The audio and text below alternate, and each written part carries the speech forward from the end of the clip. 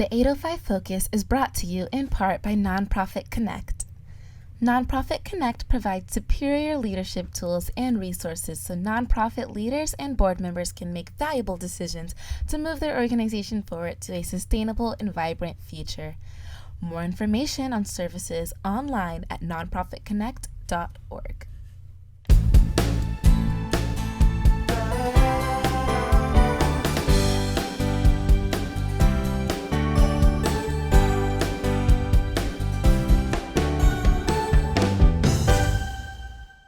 Welcome to 805 Focus.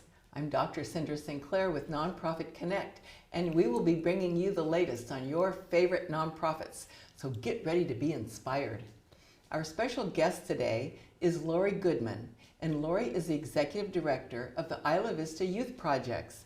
Welcome, Lori. Cindra, thank you so much for having me. I'm just honored to be here. Oh gosh, you know, you have a big story to tell, and I'm so eager to hear all about the wonderful things you folks are doing there these days. Well, thank you. Thank you. What can I start with? What do you want to know? Well, okay. So Isla Vista Youth Projects. So is this a preschool? What do you hope to accomplish in the lives of the children and the families? What are you doing there? Well, it is a preschool, and it's a family resource center. And we are an after-school program. Oh, okay. And we are community convener. Oh. So we do a lot of things. What we like to say is that IVYP mitigates the effects of poverty, racism, and trauma by providing high-quality, trauma-informed childcare, comprehensive, culturally sensitive family support, and visionary community leadership. Wow. So that tells you our why and our what. Gee whiz, that's a lot. Yes, it is a lot. So I want to know how in the world do you do this? How do you accomplish it?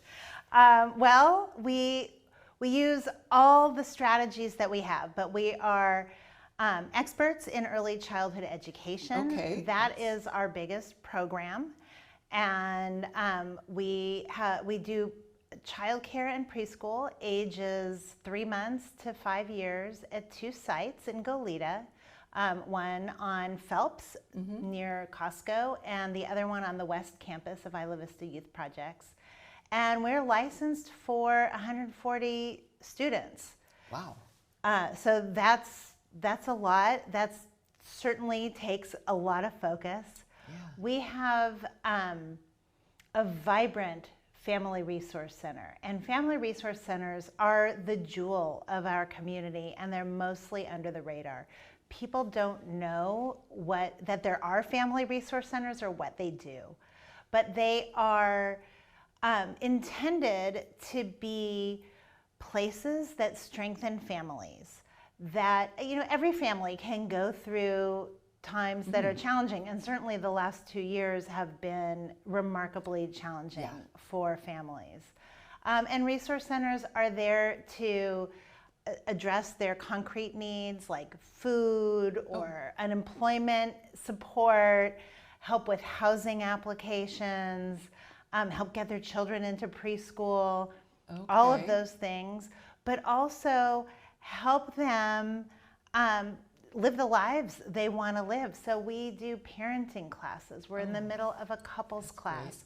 We've in the last 4 years done a lot around immigration, and we have we were having monthly immigration webinars. We would partner with Immigrant Hope, and people could come and learn about what the latest laws are, how to protect themselves. So whatever is up for the community, that's what we're responding to. We've done emergency fairs, health fairs, it's very comprehensive work. In the last year, we opened the first and really only diaper bank in Santa Barbara County. And that has been just meeting a need that's not covered anywhere else. So that's part of what a family resource center does. Every family resource center is different, but they reflect their own community. But there's a whole network of family resource centers in Santa Barbara County. And then we partner with the Goleta School District to do after-school programming and support for students at 3 of the elementary schools. Isla Vista Elementary School, Elwood Elementary School, and not Elwood, I'm sorry, El Camino and La Patera. And so we're working with those students. We are supporting them. We're providing services to families, making sure they know of the resources that are available to them. And we're really looking at stress busters. How do we strengthen children's social and emotional well-being? So our school-based case manager is doing a lot of mindfulness activities with children, really engaging in thoughtful questions. Oftentimes at school, there's such a focus on academics. And we know that if children aren't okay in themselves, if they can't manage their own emotions, they're not going to be academically successful. So we're, whether it's early childhood, K through 6, or families, we're looking at family well-being all the way across. And then, if that's not enough, we convene something called the Goleta Valley Partnership Network.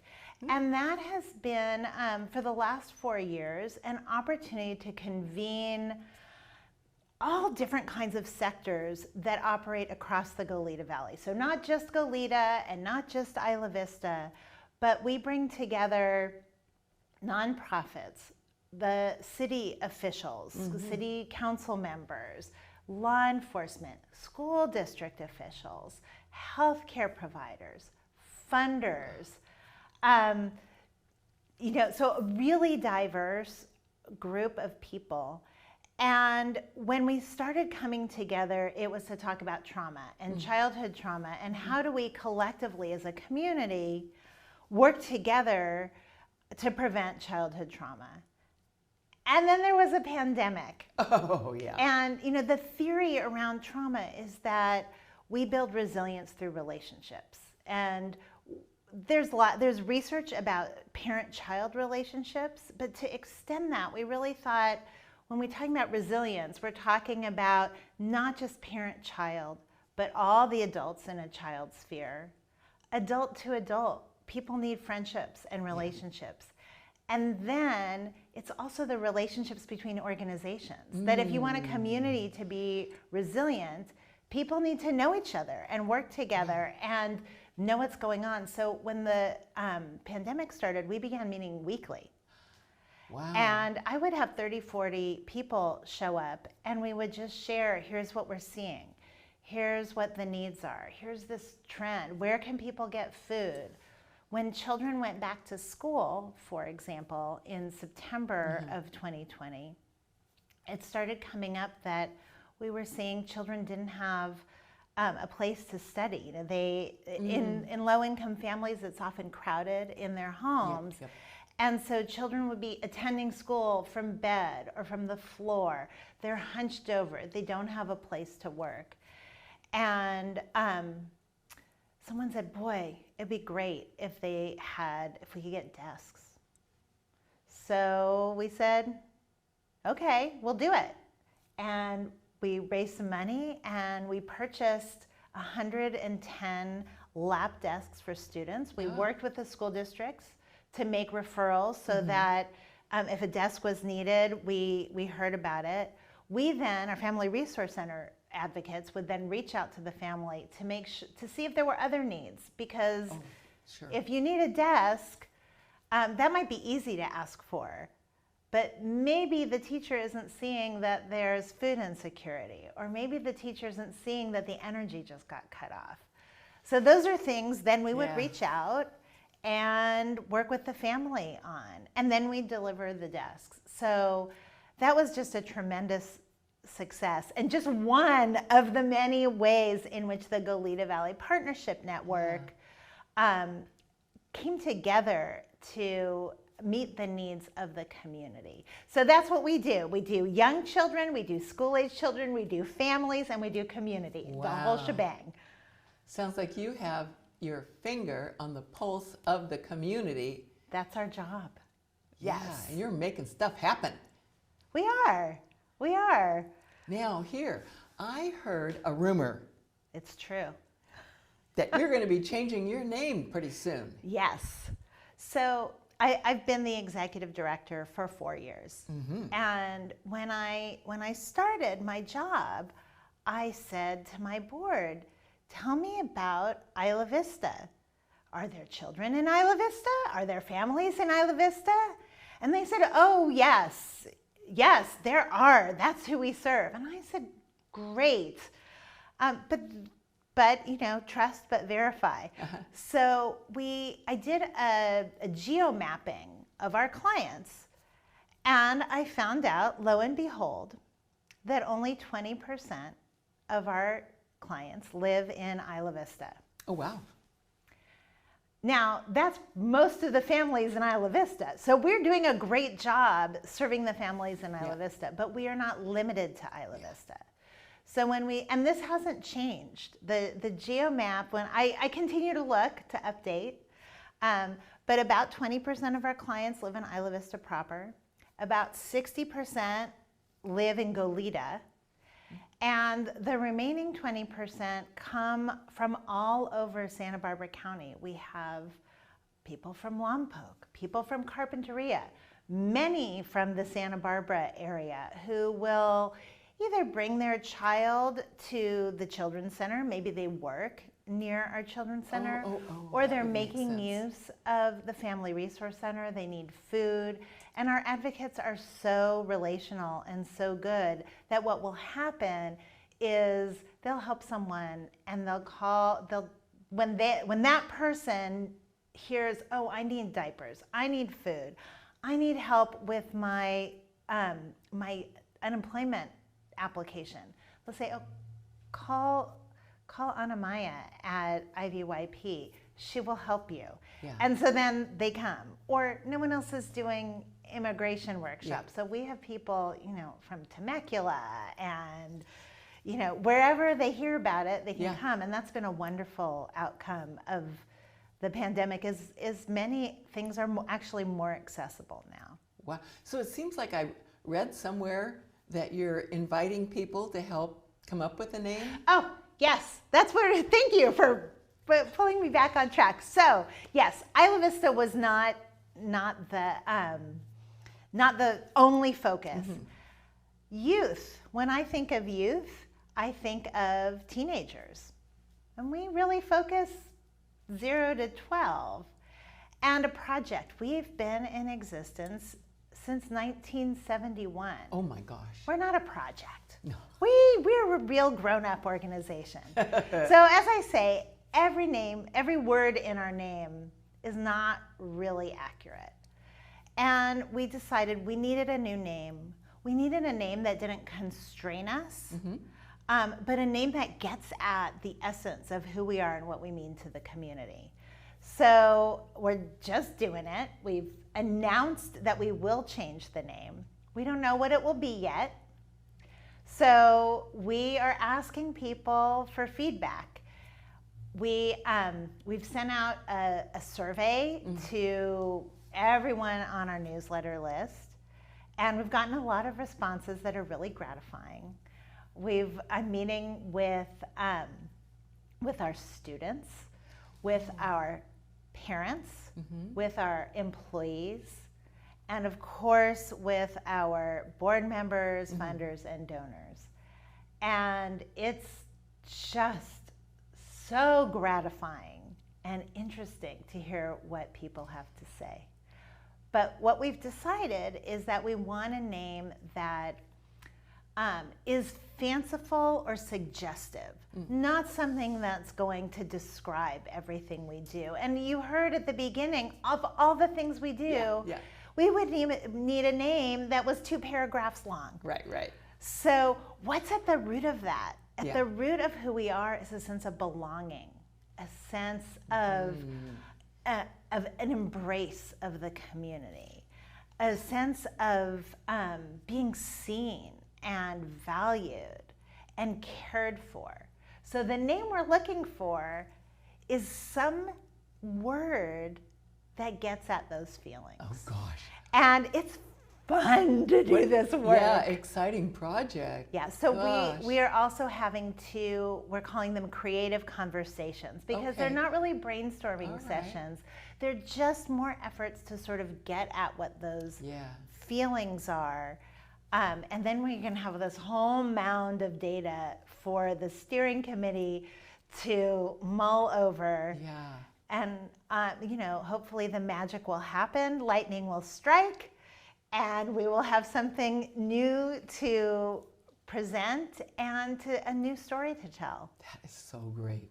And while you're doing all this, I'll bet there are many people who would like to support your work and would go on your website and make a financial donation that just happens to be tax deductible. Yes. Well, that would be lovely. Our website is ivyp.org. For now. Yes, for now. Well, we'll be a DBA, so we'll probably keep that and have it linked to something else. Who knows what it will be? But right now it's ivyp.org, and of course they can make a general donation, but they can also direct a donation, for example, to our diaper bank. Oh, that's great. That's one of those efforts that doesn't have any kind of government funding behind it, which is ridiculous. We care about children and families, and we have food banks. We don't have diapers. There's no state funding for that. They can direct it toward one of our programs, toward our Family Resource Center or toward our Children's Center. But of course, we like it best if you let us decide. Yes, of course. Because the needs keep changing. Yeah. Okay. So while they're on your website, they can also maybe find out about volunteer opportunities, or about how to maybe get their children involved with your program and or their family.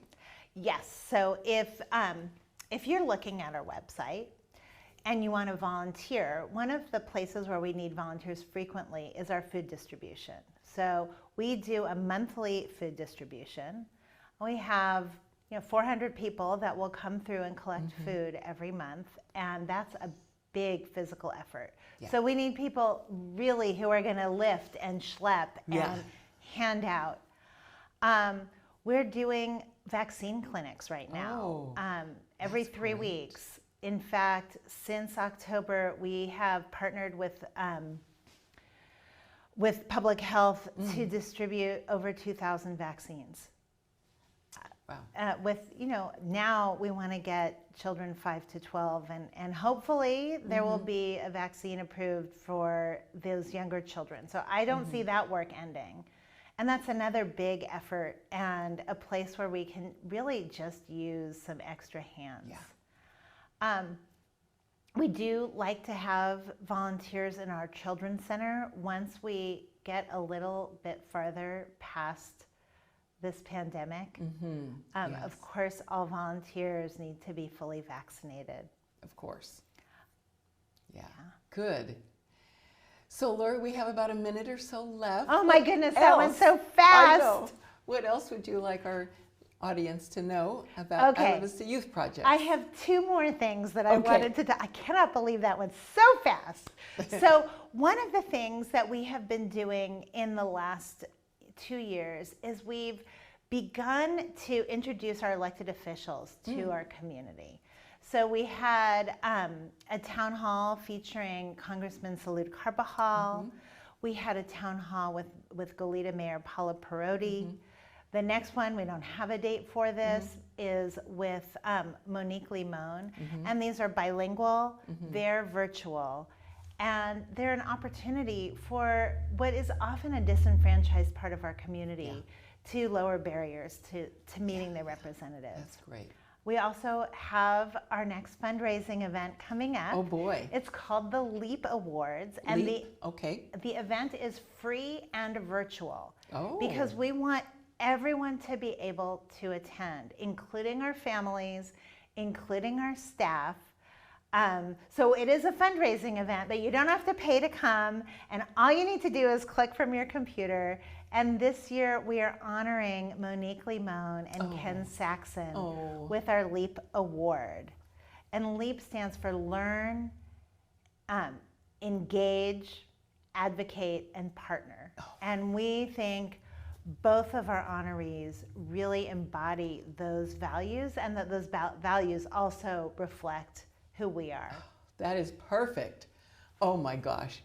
Well, Lori, thank you so much for your fabulous work that you're doing and that you're going to be doing in the future. And thanks for sharing all that with us today. Cinder, thank you so much for having me. And thank you for joining us on 805 Focus, and we'll see you next time.